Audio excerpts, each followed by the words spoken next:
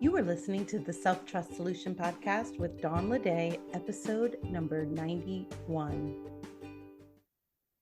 Welcome back. Today we are looking at something every single one of us has experienced, and that's mistakes and what to do when we make them. If mistakes have you questioning your goals and your ability to have what you want, or if you actively avoid making mistakes, which is causing you to delay your dreams, this episode is for you. We'll take a look at how mistakes aren't the end, what makes them more challenging than they need to be, how to make mistakes work for you, and what they can mean for your future.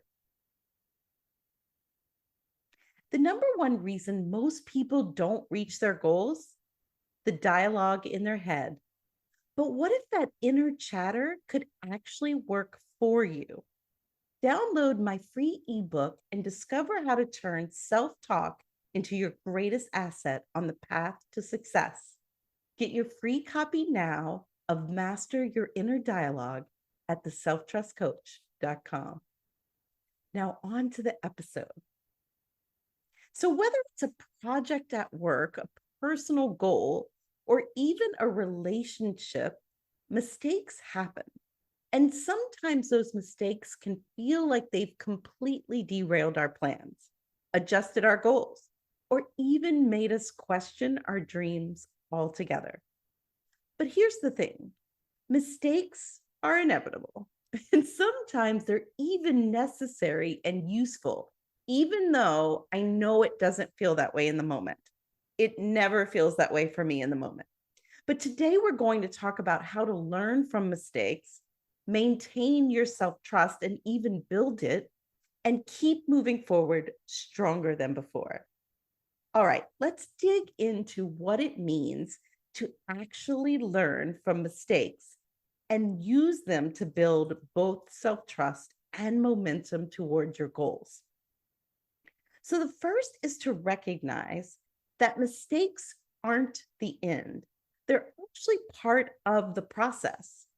When we experience a mistake, it's tempting to think it's the end of the road. Maybe you're working towards a goal and something goes wrong, and suddenly you're considering throwing the whole thing out. But here's the truth. They can be part of the process, maybe even useful, fruitful parts of the process. So yes, mistakes feel frustrating. And yes, sometimes they're avoidable in hindsight, but often they are necessary for learning lessons we wouldn't get any other way. They provide us with critical feedback about what works and what doesn't.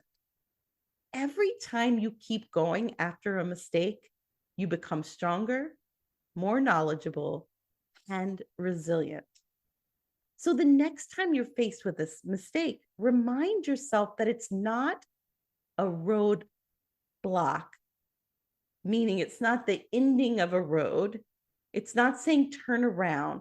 It's an opportunity for growth that may include going around or going over or under or shifting to the next road. The next is to not judge yourself for mistakes.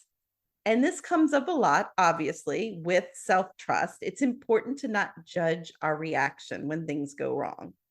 So you're human, right? We're all human, and it's natural to feel disappointed, frustrated, or even ashamed when we make mistakes. But instead of getting stuck in those feelings, let yourself process them and then shift the narrative.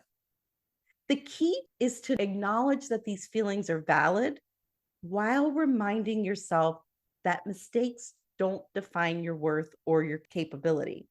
After all, a mistake is just one part of a much bigger picture.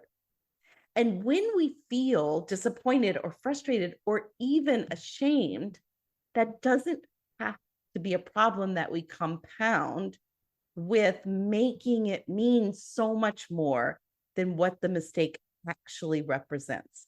And that is where curiosity comes in. So once you've processed the emotional fallout, it's time to get curious. Curiosity allows us to turn mistakes into stepping stones. Ask yourself a few questions. Get really curious. And I'm going to give you 4 examples of questions here that would be great to ask. What specifically led to this result? Really getting clear. What are the facts surrounding what led to this result?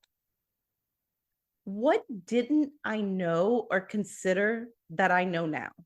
Meaning, instead of judging the decision or the process or something that happened that got you here, really look at, could I have known this beforehand? And if not, how can I use knowing that information now to move forward?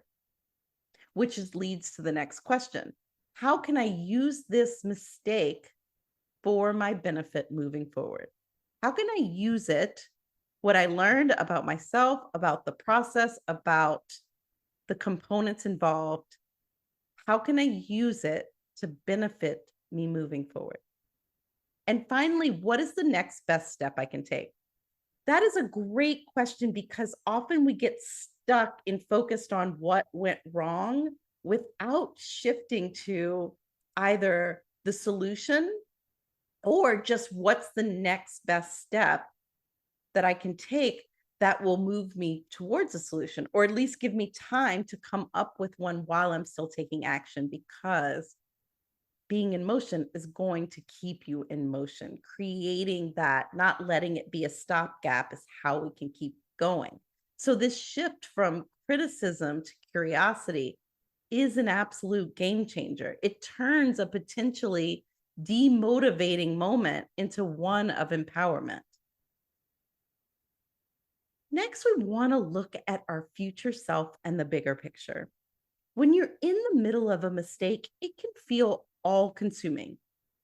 But think about how your future self, 3, 6, or even 12 months from now, might view this very moment. Chances are that future version of you will be grateful that you didn't let this mistake stop you, that you used it to pivot, learn, and keep going. Or it may even not remember it. It's also a good way to put it into perspective. Like, am I even, once I've achieved my goal, is this moment, this mistake, going to mean anything to me? If it was a learning lesson, it becomes a crucial part of your goal journey. Or if it's just a blip, then maybe you can receive it that way now. So consider, what do you want your future self to think about this mistake? Maybe it will be, that's when I really figured out how to fill in the blank. Or I barely even remember that now.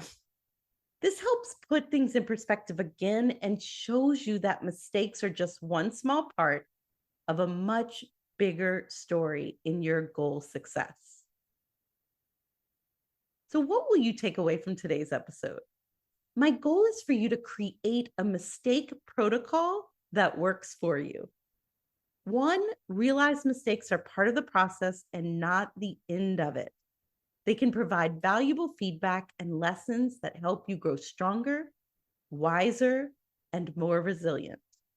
2 is to not judge yourself for mistakes, because the judgment shuts down your ability to learn and to access your wisdom. It's okay to feel frustrated, but it's essential to move into curiosity so that you can access that learning. Because curiosity is the key to learning from mistakes. It's number 3. Ask yourself empowering questions that help you move forward with more knowledge and confidence. And number 4, consider your future self. In the big picture, this mistake is a small moment. What do you want to look back on and see? Choose growth over judgment and put it into a perspective that supports you in moving forward. The next time you make a mistake, big or small, remember that it's not a sign of failure. It's an opportunity to learn, grow, and deepen your self-trust. Mistakes don't define you. What you do afterward does. So let yourself feel the disappointment. Get curious and keep moving forward. Thanks for tuning in to the Self Trust Solution podcast. If you found this episode helpful, be sure to subscribe, share it with a friend, and tune in next week for more insights on self trust and goal success. Until next time, trust yourself and enjoy the journey. Are you ready to finally achieve your goals with a simple and effective approach? Join the Self Trust Lab, our 3E success method to streamline goal success will help you shift limiting beliefs, build a solid goal strategy, and create a roadmap for infallible follow-through. With master level coaching and personalized guidance, you'll apply these tools and methods to make your goal success inevitable. You'll learn to overcome obstacles, make strategic adjustments, and celebrate every win along the way. Don't miss out on this opportunity to transform your life and how you go after your goals. Sign up today at theselftrustcoach.com/the Self Trust Lab. See you inside.